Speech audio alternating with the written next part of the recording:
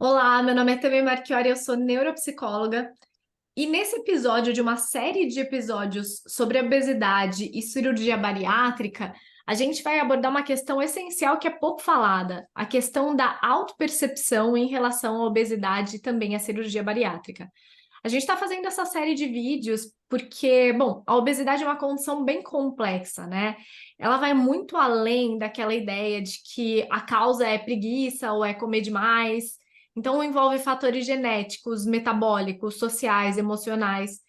E reduzir isso a apenas hábitos de sedentarismo ou de uma dieta que é errada, a gente ignora uma grande rede de fatores e, infelizmente, a gente acaba perpetuando estigmas que não ajudam nada na compreensão, no tratamento ou no acolhimento de pessoas que sofrem com essa doença. Além disso, segundo a Organização Mundial da Saúde, a obesidade é um problema muito grande de saúde e até 2025 espera-se que cerca de 2 milhões, 3 mais ou menos de pessoas estejam acima do peso no mundo. Então é muita gente, e a gente sabe que a obesidade ela vai influenciar várias coisas, como a qualidade de vida geral, mas os relacionamentos, a autopercepção da pessoa, ela ela aumenta as chances da pessoa desenvolver vários tipos de transtornos mentais, doenças físicas, problemas no trabalho e N coisas. Então, por isso a gente está fazendo essa série de vídeos para facilitar pessoas que têm obesidade ou que conhecem pessoas que têm ou que desejam passar por cirurgia bariátrica ou já passaram por isso, enfim, e ter acesso a informações por meio de profissionais de excelência, como essas duas que estão aqui. Vou pedir para vocês se apresentarem, porque senão eu falo demais, né? Mariana, psicóloga, vou pedir para você se apresentar, Mari. Combinado, vamos lá. Prazer estar aqui. Eu trabalho com questões voltadas para ansiedade, depressão, alimentação, ajudando justamente nessa parte, né, das pessoas entenderem o que elas sentem, para que elas aprendam a administrar as situações e as emoções desafiadoras do cotidiano e, com isso, ter qualidade de vida vindo muito pela saúde mental, né? Então, de uma forma resumida, é isso. E a Muito Nick, que é prazer, nutricionista, né? muito prazer. Eu sou a Nicole, sou nutricionista clínica. Eu atuo em consultório com atendimentos online e presencial e trabalho com emagrecimento, ganho de massa muscular, longevidade, as mudanças na alimentação em diversos contextos, inclusive da obesidade, né? Que, como você disse, é uma doença que acaba aumentando muito, principalmente agora no momento atual. Exatamente. Gente, eu quero começar, antes de abordar essa questão da autopercepção, no primeiro episódio dessa série, eu estava falando com o Dr. Vitor, que ele é cirurgião e ele faz bariátrica, e a gente abordou vários aspectos que são comumente vistos ou que comumente as pessoas com obesidade passam. Claro que cada vida é uma vida, cada história é uma história, mas alguns aspectos são muito semelhantes, né? E quando a gente fala, olha, gente, vocês sabem que eu ponho no fogo aqui, né? Porque eu ouço muitos pacientes, eu trabalho com avaliação há mais de 10 anos, e uma coisa que as pessoas têm dificuldade em relação à área da psicologia e da nutrição são dois aspectos que eu vou falar aqui. Eu queria que vocês falassem um pouco da percepção clínica de vocês a respeito disso. Na psicologia, muitas vezes vários profissionais ignorarem os aspectos fisiológicos e metabólicos referentes à obesidade, olhando tudo de um espectro psicológico ou comportamental, e eu queria saber o que a Mari acha, depois eu falo da minha opinião das duas coisas. E na parte da nutrição, os profissionais colocarem sempre, vou chamar de dietas aqui, dietas ideais. E daí você sai de lá com um plano bonito, só que o nutricionista não vem para sua casa cozinhar para você e não vai fazer compra para você. E aí você olha para aquele plano, ele olha para você, você olha para ele olha para você. E muitos desconsideram os aspectos do estilo de vida da pessoa, da capacidade mesmo que ela tem para cozinhar, ou do saco que ela tem para isso, do paladar da pessoa, que muitas vezes a pessoa, o nosso paladar, nosso corpo é muito adaptável como um todo, e a Nicole vai explicar isso melhor, mas nosso paladar também é muito adaptável. Então, muitas vezes essa pessoa está acostumada com alimentos processados, com açúcar, gordura, então o paladar dela não responde muito bem a uma mudança muito drástica de alimentação. E tem os aspectos cerebrais, né, da questão do alívio imediato, prazer, sistema de recompensa do cérebro. Então, eu vejo que alguns nutricionistas desconsideram um pouco esses aspectos do todo, fazendo, então, ó, é isso aqui que você tem que comer. E aí é complicado. O que vocês duas acham desses aspectos, assim? E podem falar, também não concordo, você tá doidinha, o que vocês acham? Olha, eu acredito que entra muito naquela parte de muitos profissionais, claro que tem pessoas e pessoas, né? Mas muitos profissionais aderirem como se fosse uma receita de bolo e quererem encaixar todas as pessoas nessa receita de bolo. E muitas vezes eles nem percebem que eles estão fazendo isso. Foram só acostumados, ou foram treinados assim, ou alguém orientou dessa forma dentro da profissão mesmo. E é uma coisa que muitas vezes quem está fazendo acompanhamento com aquele profissional não tem a informação necessária, não foi orientado a prestar atenção nesse ponto também, da própria individualidade, daquilo que precisa ser visto e que aquele profissional não está vendo. Então, acredito que entra muito nesse ponto de querer encaixar todo mundo numa bolha do que acha que é correto e fazer as pessoas entrarem nesse ponto e eu já vi casos até da pessoa ser cobrada de não fazer como a pessoa quis. Então, entra muito nesse ponto. Acredito que a gente trabalha muito dentro disso, né, na psicologia. Cada pessoa é uma pessoa, não interessa se são 5 com o mesmo contexto, mas vai ser diferente para cada um, porque cada um sabe de si, cada um vai ter uma diferença ali mesmo. Não importa se é todos ansiedade, se são todos depressivos, não interessa. Sempre vai ter alguma questão que vai diferenciar um do outro, e isso precisa ser visto. Não tem como a gente deixar passar. Sim. E eu acho que nesse aspecto até de alguns profissionais da psicologia desconsiderarem os aspectos metabólicos, fisiológicos e etc., eu acho que entra muito no espectro ali, como você falou, mas eu acho que você foi mais branda aí, eu acho que de desconhecimento mesmo, de às vezes se colocar para atender casos que não estão inteiramente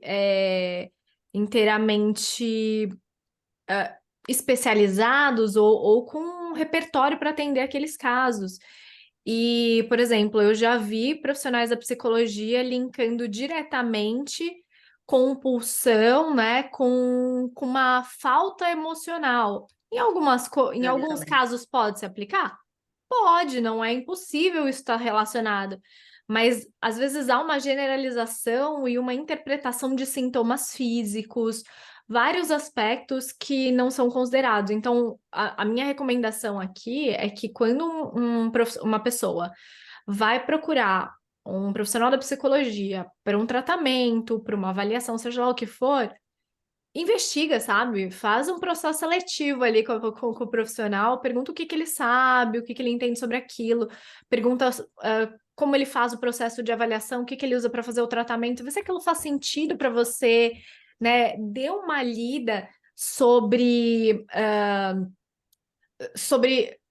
assim, os órgãos oficiais, né, Sociedade Brasileira disso, daquilo, eles dão instruções ou dão alguns respaldos que você consegue ter acesso facilmente pela internet para você entender um pouquinho do que é esperado no seu tratamento, na sua avaliação, porque o mais interessado é realmente a pessoa, né? E para profissionais que estão ouvindo a gente, ir atrás mesmo, entender se você se coloca para atender uma demanda, saber como fazer isso direitinho.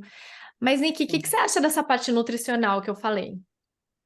Realmente, o que vocês duas falaram é algo que eu recebo muito no consultório, eu concordo totalmente com tudo que vocês colocaram aqui.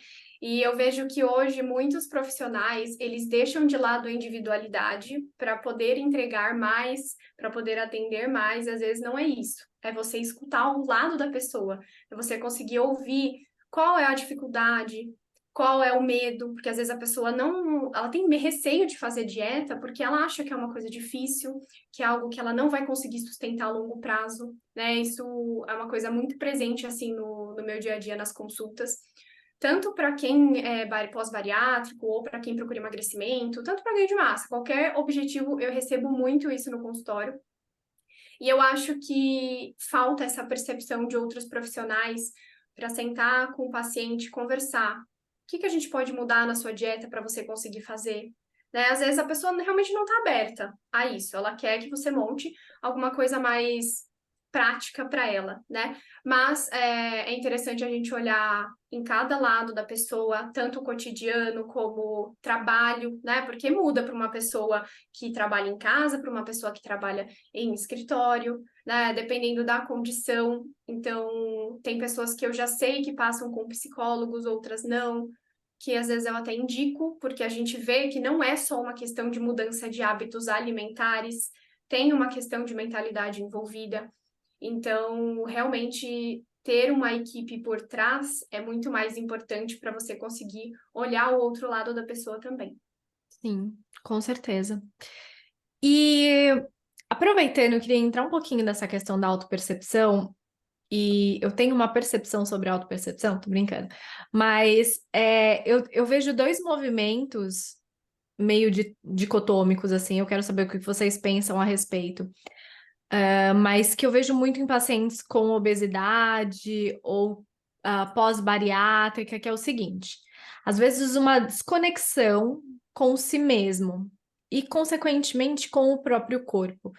E alguns com uma baixa autoestima, né? Com não querer olhar e entrar em contato com esse corpo gordo que não está agradável para essa pessoa, ou que gera prejuízos, ou que gera sofrimento, né? Então, uma autoimagem muito vulnerável ali, que essa pessoa às vezes não quer olhar, ou que essa pessoa desde sempre não aprendeu a se olhar, também é um polo bem comum, né? Desde sempre, às vezes, quando a gente vê obesidade infantil, às vezes esse autocuidado desde novo, né? Claro que a obesidade infantil tem zilhões de questões fisiológicas e genéticas envolvidas, tá, gente? Mas assim, que muitas vezes esse autocuidado com o corpo também nunca foi, vamos dizer assim, treinado.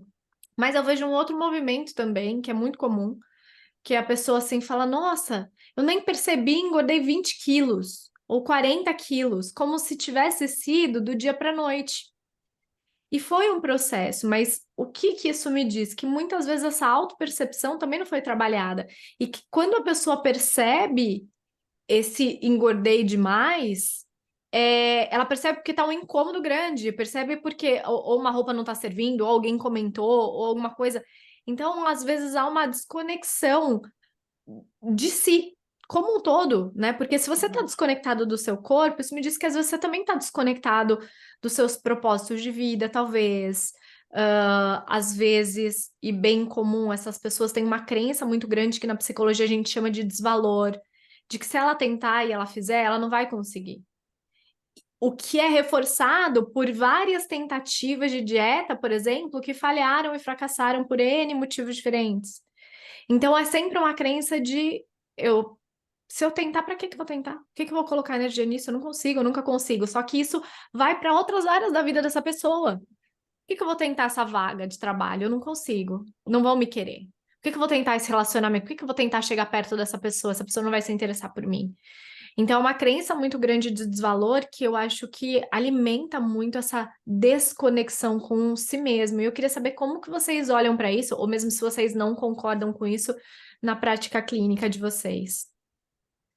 Olha, você tocou num ponto muito importante, que é o seguinte: você tocou justamente nos pilares, né, da questão da alimentação como um todo, que envolve justamente isso: emoções, vida, corpo, alimentação, crenças e autoestima. Sem querer, você foi indo em pilar por pilar, porque realmente um depende do outro, né? Então, quando a gente fala muito da autoestima, se a gente para olhar com muito carinho, ela diz muito respeito sobre onde a gente mora, que é basicamente a gente. É onde fica a nossa casa. Então, se um dos pilares, autoestima, que são quatro, né? Eles tiverem meio capengas ali, a gente também vai seguir na mesma ideia na nossa vida. Alguma coisa vai refletir nessa parte mais distorcida, né? Então, você falou, é muito importante que uma coisa vai ligando a outra. Não existe um sem o outro. Não existe melhorar a alimentação se a autoestima não estiver legal. Não existe melhorar a autoestima se as crenças estão distorcidas. Não adianta a gente olhar para a crença se não olhar para o que a gente quer na nossa vida.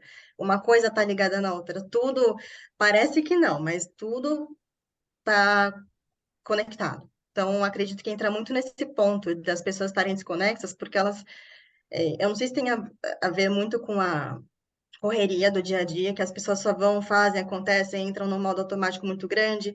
Quando vai ver, já passou um mês, já passou 6 meses, e elas não perceberam a movimentação que fizeram na vida, e quando elas vão ver, chegou naquele caos. Então, é muito. Eu falo que até uma coisa que dá um certo trabalho, mas que depois que a gente cria essa habilidade, fica mais fácil, que é o se perceber, o estar presente na própria vida.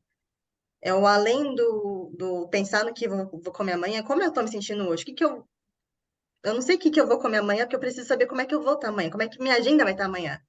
Às vezes é fácil planejar isso, às vezes não. Tudo depende, às vezes, de um imprevisto que aconteceu à noite para definir o que que eu vou fazer de novo no meu dia seguinte. Se já estava planejado antes. E muitas pessoas acabam não sabendo lidar com esses imprevistos, e aí entra naquele movimento de novo, da alimentação, das crenças, correria, dia a dia. Então, tá tudo interligado. A gente precisa estar cada vez mais fora do automático para poder estar esperto nessa parte, mesmo de se perceber. De uma forma bem resumida, é o que eu acredito.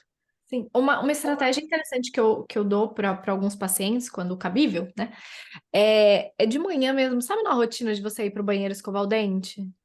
Você ter uma conversa com você ali no espelho, assim, e falar, como eu me percebo hoje? E daí você olha para você mesmo, literalmente, porque é uma capacidade que a gente treina. A gente treina. Então, quando eu falo como eu me percebo hoje, o meu cérebro volta a atenção para mim, porque eu me fiz uma pergunta. Isso. Então, o meu cérebro volta a minha atenção para mim. Se todo dia eu acordo de manhã, como eu me percebo hoje? Hoje eu me percebo bem. Ou no outro dia, nossa, hoje eu me percebo uma caca. Tá, tem alguma coisa que eu posso fazer no meu dia para melhorar um pouquinho isso que eu tô percebendo? Ou não? Será que eu E é posso? esse o ponto que eu acho também. As pessoas se importam muito com o que elas estão sentindo, mas elas não param para analisar o que que elas podem fazer de diferente sobre o que elas estão sentindo. Elas param no problema, elas não vão focar na solução. Isso. É Entra isso. muito nesse ponto. Como eu me percebo, tá? Me percebo, vou usar um termo chulo aqui, me percebo uma merda hoje, é isso que eu me percebo. Ok. Como eu dou uma melhorada nisso, sabendo que talvez eu não fique 100%, mas talvez eu ficar um tempo comigo, ler um pouco, meditar, conversar com alguém que eu gosto, sei lá, qualquer diacho de coisa. O que que eu faço? Tomo um banho gostoso. O que que eu posso fazer hoje para me perceber um pouco melhor? E quando a gente vai mandando essa mensagem para nós mesmos, como eu percebo hoje, como eu me percebo hoje, a gente volta a atenção para a gente. Porque as pessoas estão cada vez mais, tem umas pesquisas bem interessantes sobre isso, se percebendo no todo, né? Aqui a gente está falando focado a questão da obesidade, que é uma doença e tal, mas como um todo. Então, as pessoas não se percebem, não percebem mais nada, né? Quantas vezes a gente vê as pessoas. Você já foi, vão em restaurante hoje em dia? Às vezes tem 3 pessoas na mesa assim no celular. Eu fico doida com isso. As pessoas E não elas se não percebem, conversam. não percebem o outro e não percebem a alimentação. Ou você tá tomando banho, mas você tá com a cabeça na reunião, no que você tem que entregar, no que você tem que fazer. Então você nunca tá aqui. E se você não está aqui, você não se percebe. O que você Exatamente. acha, Nick? Eu acho que hoje as pessoas elas vivem muito no automático. Então, por exemplo, quando eu envio um plano alimentar, eu vou seguir aquilo e pronto. Aí, às vezes a pessoa chega no retorno para mim, ai, Nick, eu não consegui seguir o que você passou para mim. Mas eu sempre deixo mais de uma opção, né? Ela fala, eu não consegui. Eu falei, quais opções você tentou? Eu só fiz a primeira, porque era mais fácil. As outras eram iguais. Ou tinham substituições para diferentes alimentos, mas a pessoa foca naquele que é o principal, porque é mais rápido, é mais fácil de fazer, mas a pessoa não olha se ela está feliz com aquilo, ou se daria para ela mudar em algum momento, ou se ela poderia vir conversar comigo, porque eu deixo super aberto para isso. Será que a gente pode trocar alguma coisa? Não, é o que vocês falaram, a pessoa vive tão no automático, chega, faz aquilo, não pensa, não olha para si, para ver se você está se sentindo bem, se você está vendo alguma mudança. Né? Às vezes eu pergunto mesmo para o paciente se tem alguma mudança, você sentiu alguma diferença no seu corpo? Eu não reparo nisso. Então, mas ela repara no que a outra pessoa fala dela. Né? Então a pessoa traz muito de fora o que acham, mas a pessoa não para e pensa, o que que eu estou fazendo hoje, né, que me trouxe o que eu estava fazendo antes para me trazer com o corpo que eu estou hoje, ou com os sentimentos que eu tenho hoje, né? Então isso acaba ficando realmente desconexo, a pessoa ela não se percebe. Isso eu acho uma coisa que é muito interessante vocês trazerem. E eu tento trazer um pouco nas consultas também. Sim. E se a pessoa não se percebe, ela também não percebe o que ela come, né? Não, não. E aí, quando ela Nem a vê, sensação acontece. de. Pode falar, desculpa. Não, imagina, pode falar. Tem a questão da satisfação também, né? Às vezes a pessoa fica satisfeita com o que colocou, mas ela não consegue perceber a satisfação dela em cima daquela comida também. Eu percebo muito isso nos casos que eu atendo, de virou tão automático, tão, ai, que saco, tem que comer isso aqui, mas ela não vai também olhar para a substituição para ver se vai deixar ela mais satisfeita no sentido de realmente, nossa, que delícia que eu tô comendo. Entra muito mais no automático da obrigação do que de perceber a satisfação. Sim. E aí a pessoa acaba entrando ou voltando aos hábitos antigos, de comer sem prestar atenção, né? Porque a gente trabalha muito isso durante a consulta. A própria mastigação, você mastiga bem, sem redes sociais, sem filme, série, televisão, porque isso atrapalha. A pessoa precisa, entender que isso também faz parte da mudança de hábitos. Não é apenas uma dieta ou uma reeducação alimentar, não. Você precisa entender que existe todo um trabalho por trás, né? Você prestar atenção no que você está comendo, a ingestão de água, se você está conseguindo fazer uma atividade física legal, porque aí tudo vai trabalhar em conjunto. Sim. Vou abordar aqui dois pontos que eu acho que são bem importantes. E enquanto vocês estavam falando, eu fiquei tão focada que eu esqueci esses dois pontos, mas eles são importantes. É... Não, voltando aqui, eu acho que um ponto bem importante dessa questão da autopercepção e do que a Nick estava falando, né? Às vezes ela percebe quando o outro fala. Vocês querem ver isso? Eu tenho certeza que a Nick vai ver isso e quem trabalha com estética sabe disso. Vai chegando próximo às estações mais quentes, as pessoas buscam muito mais, por dieta e tratamento estético. Só que, gente, no Brasil, as pessoas costumam tomar banho todo dia, ou seja, essa pessoa se vê pelada todo dia. Só que o incômodo e a autopercepção é muito menor. Agora, eu vou mostrar para o outro. No verão, eu vou na praia, eu vou não sei o que, eu vou usar a roupa XYZ, aí eu vou atrás do prejuízo. Então, claro, tem outras coisas envolvidas? Tem, mas é um indício muito grande que o incômodo com o outro é muito maior. Né? E eu não tô falando do outro como se não acontecesse comigo, não. Brinco que tem projeto Verão Sem Canga, né? Vai chegando outubro, você vai falando, ixi, peraí, vamos lá, vamos dar um jeito nisso aqui para janeiro. Mas é um indício de como o ser humano, no geral, funciona, né? Então a gente tem uma preocupação com o outro, e isso conecta a gente com preocupação e ansiedade, e não com autopercepção e autocuidado, que é o porquê.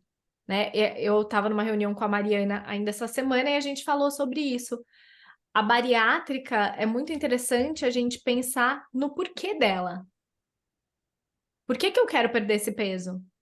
Ou por que que eu quero fazer essa cirurgia, que é uma cirurgia, né? E ontem a gente falou muito no episódio que é uma cirurgia que tem que ser vista como parte do meio do tratamento e não como o final do tratamento. Mas é sobre isso, é o porquê. Por que que eu tô fazendo isso? Por que que eu tô buscando essa nutricionista? Por que que eu preciso comer esse tipo de alimento? Esse porquê diz muito sobre como a gente está pensando, das nossas motivações, dos nossos propósitos. O como, ok, como? Ah, eu vou na Nick, marco uma consulta, ela me ajuda, eu vejo como eu faço. Como? Com a bariátrica, o como, tá? Agora, o porquê é onde eu entendo um pouco mais sobre mim, sobre os meus gatilhos, sobre as minhas estratégias de enfrentamento. Então, isso eu acho que é um ponto importante. E eu acho que o outro ponto importante, e aí sobre a cirurgia bariátrica em si, é que essa autopercepção, eu quero ver como vocês enxergam isso na prática clínica, mas essa autopercepção é muito complexa, né? Porque uma pessoa que às vezes pouco se percebia antes, de repente se vê num corpo rapidamente estranho, o que é um processo difícil também, né? Com uma alimentação que do nada era de um jeito e de repente é 30 dias líquido e de repente você tem que mudar. Como que vocês enxergam esse pós-bariátrica e essa relação com a autopercepção? Fala. Pode seguir, Nick. Pode seguir? Tá. Uhum. Eu vejo que, assim, eu atendo mais pacientes pós-bariátrico, tá? Não atendo antes da bariátrica. Uhum. Então, normalmente eu recebo pessoas que já fizeram bariátrica, que já passaram pela dieta, né? Então, quando a gente termina, só para vocês entenderem, quando a gente termina a cirurgia bariátrica, a gente tem uma série de 4 dietas para seguir, né? Então, a gente tem uma dieta líquida, a pastosa, a branda e a comum, para depois você Nick, você pode voltar. explicar um pouquinho de cada uma e a função delas? Assim, só para Explico, quem tá ouvindo? tá? Explico assim, pode deixar. A dieta líquida é logo quando você sai da cirurgia. Então, imagina, todas as cirurgias bariátricas no geral, elas mudam o trato gastrointestinal. Então, as pessoas não conseguem comer num grande volume, certo? Então, nesse começo, normalmente dura 15 dias, tá? Dependendo da técnica que for utilizada. Ela é mais difícil de se adaptar. Por quê? A pessoa acabou de sair de uma cirurgia, ela tá mais frágil do que anteriormente, né? E assim, é um consumo pequeno. São 50 ml a cada 30 minutos. Então, 50 ml, para vocês terem ideia, é um copinho de café, daqueles de plástico pequenininho. E normalmente você pode consumir chás mais claros, água de coco, suco de fruta que não for ácido. Então, são poucas as opções que você pode consumir nesse momento, tá? E depois a gente já pensa numa dieta pastosa, que aí vai de 7 a 15 dias, mas aí também depende da técnica que for utilizada, tá?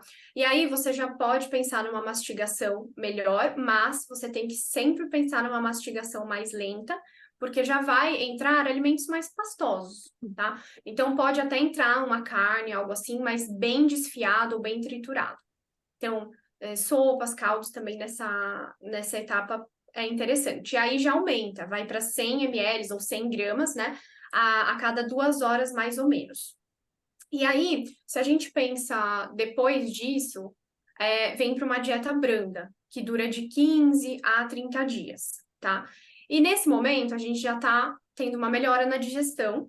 Então, a pessoa ela consegue consumir um pouco mais alimentos. Então, cerca de 4 a 6 colheres por porção. E aí você já pode introduzir iogurte, leite, sempre pensar em alimentos mais magros, né? Também soufflé, creme, caldos. E aí você já tem essa porção um pouco maior, mas sempre pensando em 50% de proteína, que é muito importante nesse período, porque imagina, você está consumindo pouquíssimos alimentos, né? E você tem ali uma diminuição de peso muito rápido. Quando a gente pensa numa diminuição de peso muito rápido e também a diminuição da absorção dos nutrientes, a gente tem uma perda de massa muscular muito grande, né? Muito exacerbada nesse período.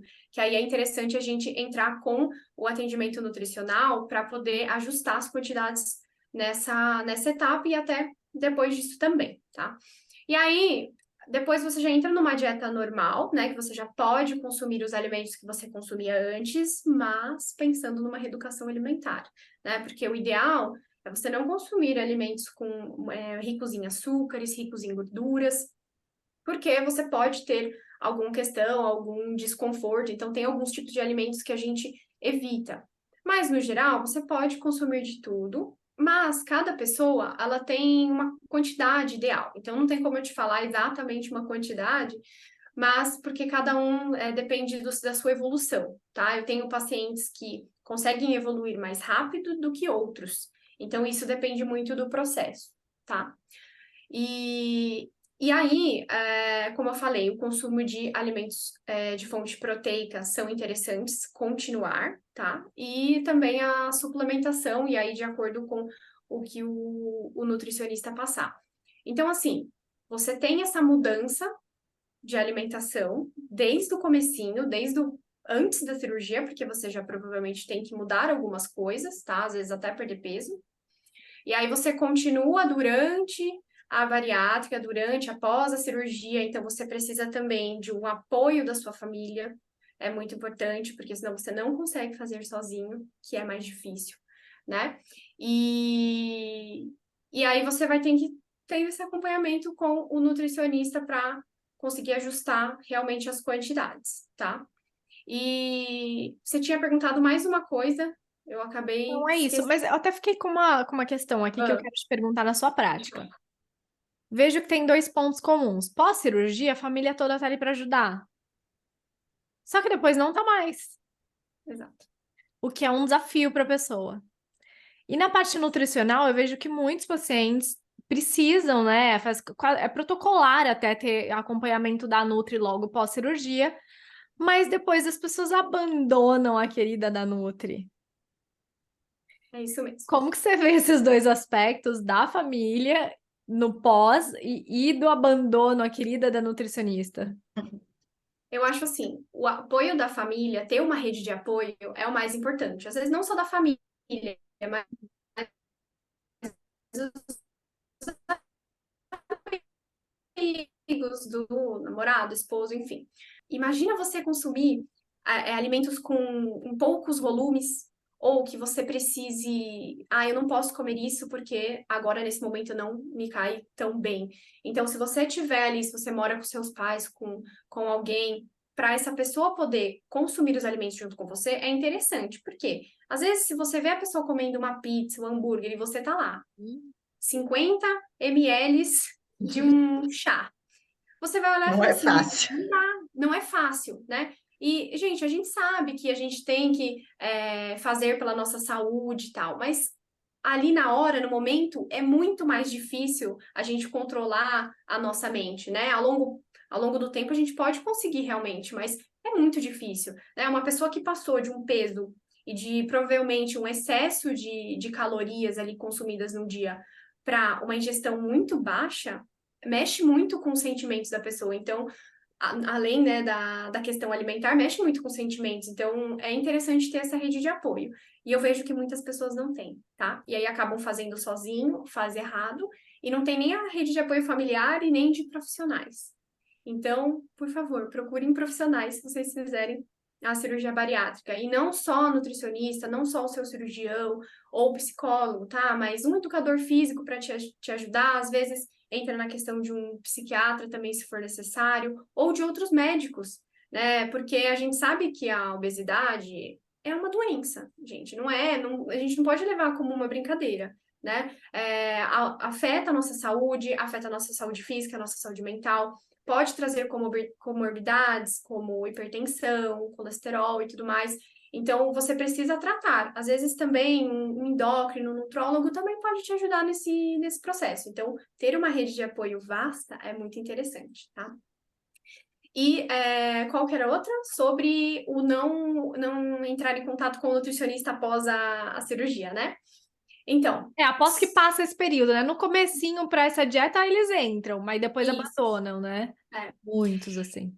Exatamente. Assim, o que a gente indica é que no primeiro ano você faça a cada 3 meses o acompanhamento, tá? O ideal seria todo mês, para você ter ali, né, as mudanças certinho. Mas a gente pode considerar a cada 3 meses.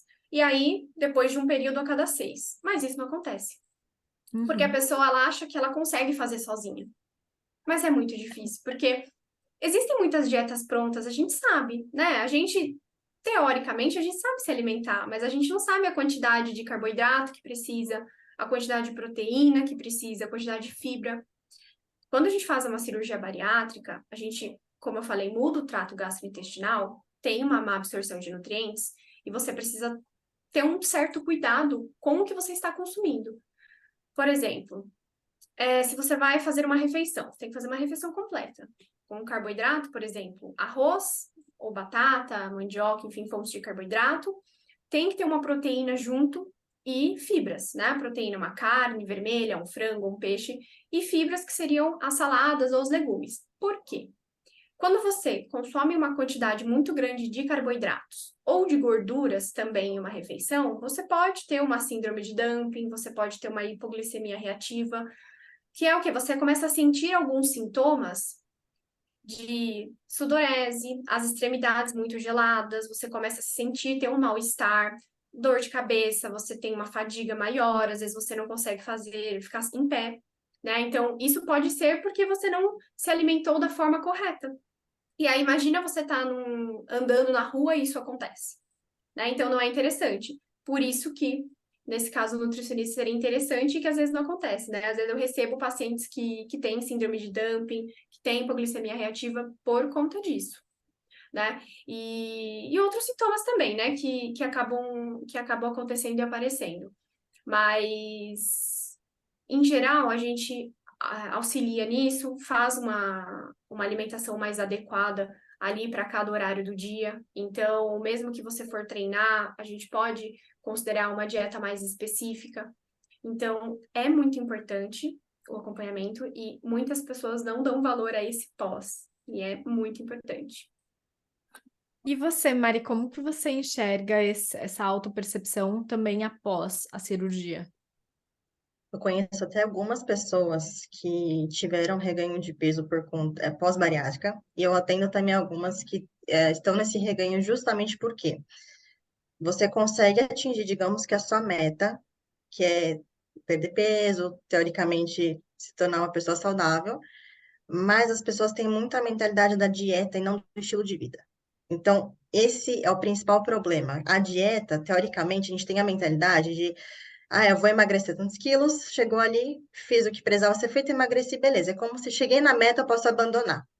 Quando a gente fala de um estilo de vida, a gente fala de uma coisa que a pessoa consegue manter ao longo da vida dela, que vai ser tranquilo, vai ser saudável.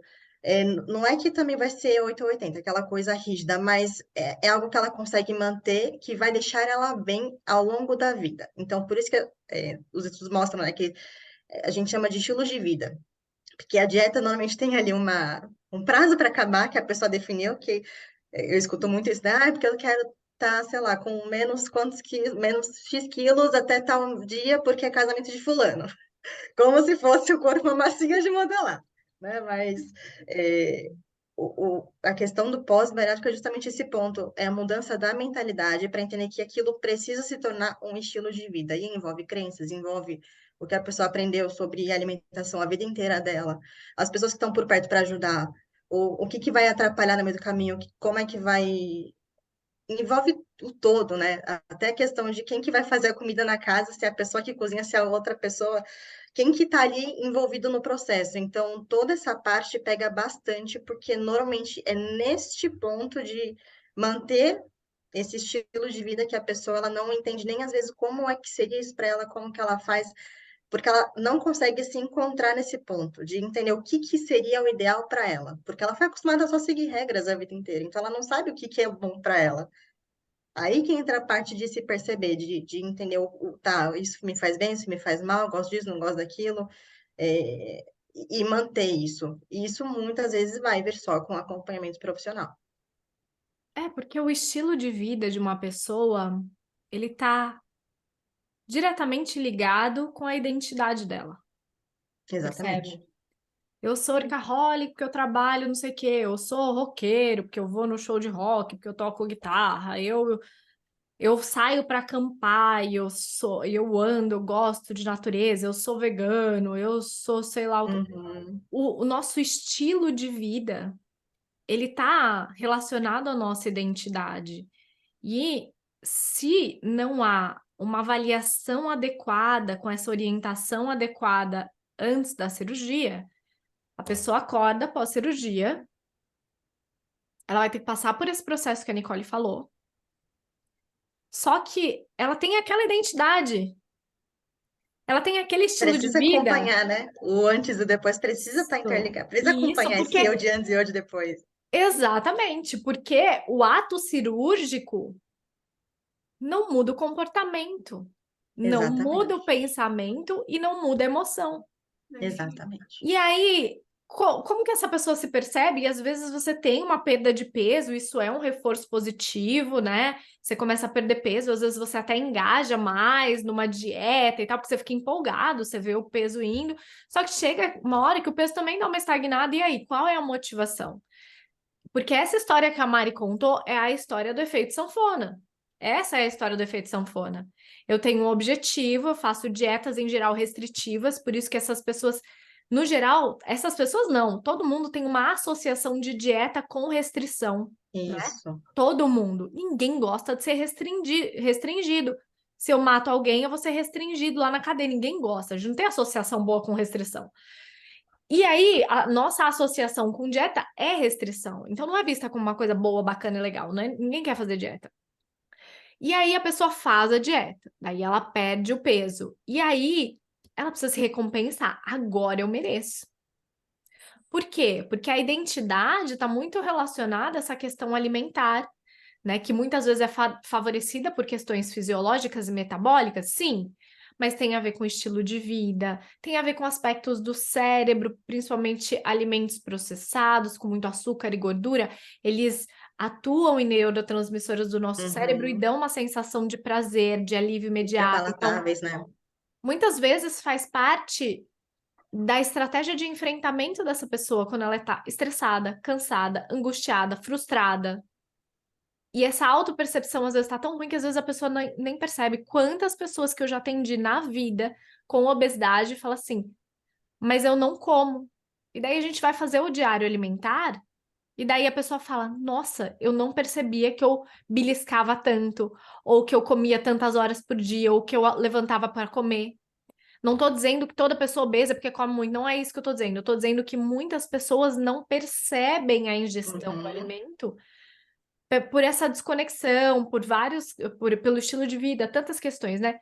E aí, é isso que eu tô falando. A cirurgia não vai lá e tira e apaga tudo isso. Por isso que é um processo de tratamento que vai envolver, talvez, a cirurgia para alguns casos de obesidade mais grave e quando recomendado, mas vai envolver o todo, vai envolver o metabolismo dessa pessoa, vai envolver a parte nutricional, vai envolver a parte psicológica, vai envolver os hábitos que, na minha perspectiva, e aí é onde eu quero chegar aqui, eu gostaria de saber de vocês sobre hábitos, porque hábito é uma das coisas mais difíceis de mudar. O nosso cérebro, só para vocês saberem, ele é uma máquina de fazer as coisas ficarem automáticas, né? A Nick até falou em determinado momento, eu vejo as pessoas automáticas, é porque o nosso cérebro faz isso. Ele precisa automatizar tudo que a gente faz para ele ter energia. Então, pensa, a primeira vez que você andou de bicicleta, ou que você fez arroz, ou que sei lá, uma criança amarrando o sapato é uma função difícil. Hoje você faz isso, você nem vê. Por quê? Porque o seu cérebro automatizou. E o nosso cérebro automatiza coisa boa e coisa ruim. Se você repete, se é constante, ele automatiza para ficar mais fácil para você. Então ele automatiza hábito que não faz bem pra gente.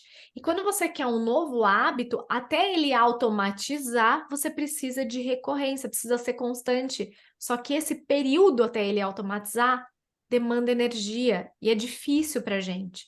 Então eu queria saber um pouquinho de vocês, a perspectiva de vocês sobre a mudança de hábito, tanto no aspecto nutricional quanto a questão comportamental, psicológica, emocional. Olha, o que eu trabalho muito com os meus pacientes é o seguinte, justamente pensando nessa questão de hábitos e pensando na questão da distração, tentar não tornar a comida como a única fonte de prazer. Tornar outras coisas que as pessoas vão fazer no automático, só que são mais saudáveis para começar a conversar. Então, aquela coisa, eu não estou sabendo lidar com o meu emocional ainda, então tá bom. Então, deixa eu ver eu crio uma lista com a pessoa de, sei lá, 15 coisas que ela gosta de fazer. Às vezes ela chega com três. E é todo um trabalho também para identificar esses outros pontos que a pessoa sente prazer para pensar além da comida para conseguir realmente, nem que vá tornar automático, mas seja uma coisa útil, para depois a gente pensar em trabalhar a parte emocional, para ir bem aos pouquinhos, quase que porque a pessoa não vai saber andar com as próprias pernas ainda.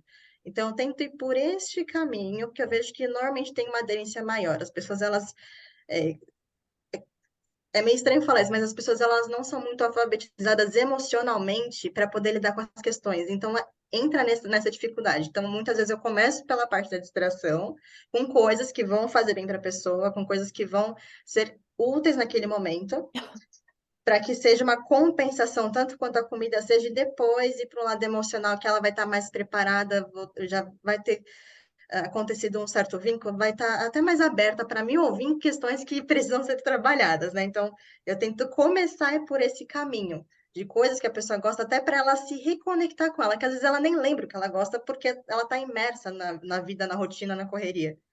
Então, às vezes, é desde assistir, sei lá, um pôr do sol, quando ela está saindo do trabalho, coisa que ela nem olha para o céu, e ela começa a olhar e fala, nossa, são aqueles 5 minutos revigorantes para ela que ela estava estressada e já calma e ela fala, tá bom, não, sei lá, ela sempre pega uma coxinha, depois sai do trabalho, não precisa mais pegar a coxinha porque já tá bem.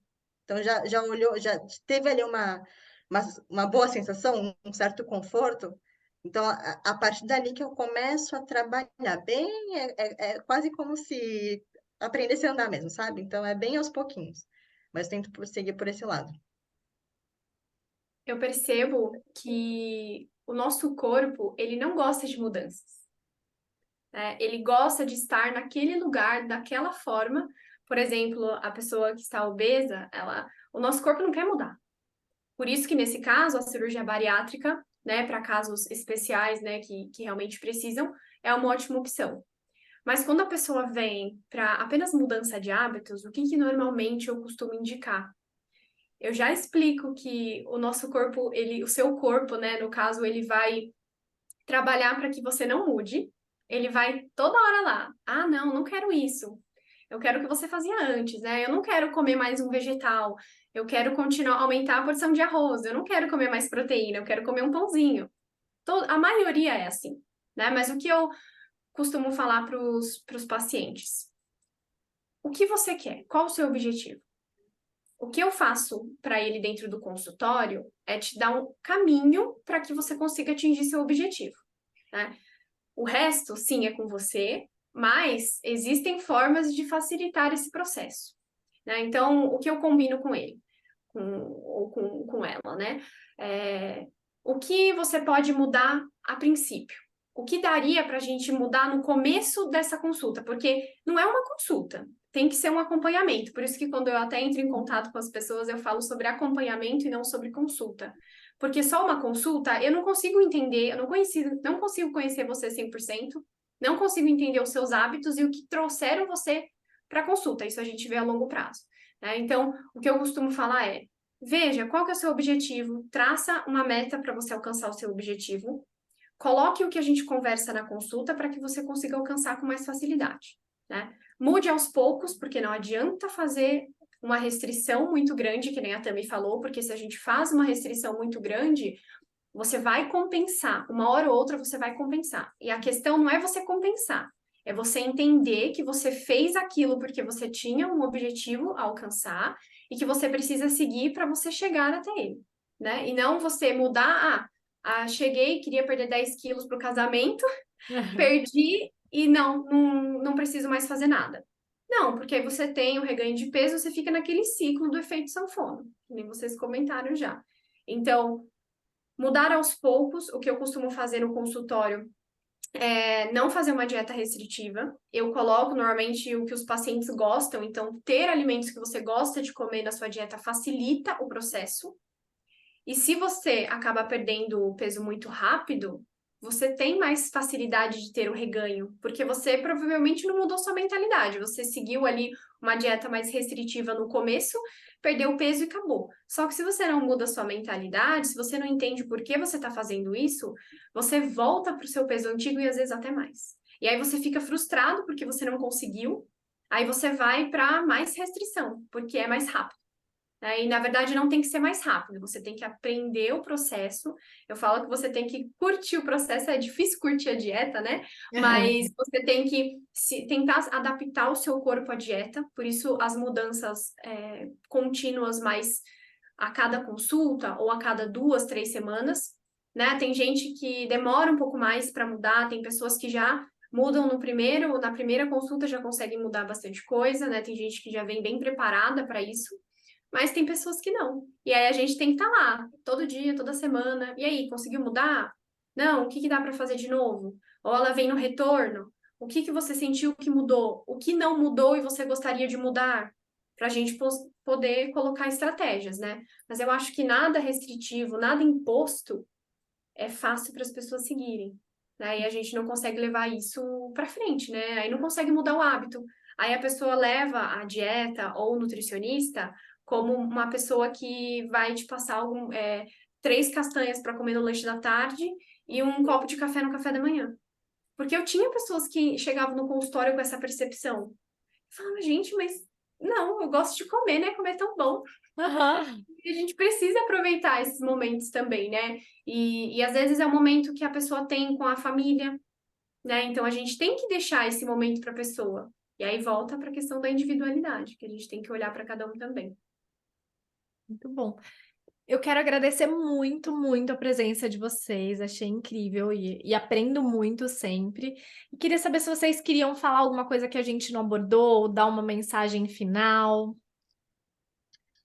Olha, uma coisa que eu lembrei agora que eu não falei é que, assim, saúde é diferente de emagrecimento e as pessoas associam uma coisa na outra.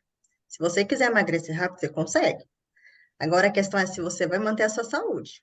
São coisas diferentes e de formas diferentes. Então, as pessoas normalmente vêm e falam, ah, quero emagrecer por saúde. Muitas vezes o fundo é estético, né? Mas a gente só percebe isso depois conforme está no acompanhamento. Vem muito da comparação com as pessoas, né? Então, tem todo esse ponto. Mas é mais trazer isso, a pessoa se reconhecer, se reconectar, entender o que que ela de fato quer, porque ela, inclusive, só vai conseguir mudar hábitos se ela entender qual que é o propósito dela, para que ela consiga suportar a parte mais complicada, que é justamente aquele ponto do nosso cérebro querer o mais fácil e a gente cismar no que tem que ser feito de verdade. Então, quando a gente entende o que está por trás disso, fica menos pesado. Então, dá uma facilitada na nossa vida quando a gente entende o porquê, para poder mudar a mentalidade em relação a isso. Perfeito. E você, Nick? Entender o processo, primeiramente, né? Sempre buscar a ajuda do profissional, principalmente do nutricionista, se for em relação à alimentação, e não ter pressa. Por quê? Realmente é um processo. Se você fizer tudo com pressa ou para amanhã, dificilmente você vai conseguir ter um resultado tão efetivo e vai acabar ficando frustrado, né? Então, sem pressa, mas sempre procurando evoluir. Um passinho de cada vez dá certo. Adorei. Obrigada, gente. Um beijo grande e até o próximo episódio. Tchau, tchau. Obrigada. Obrigada.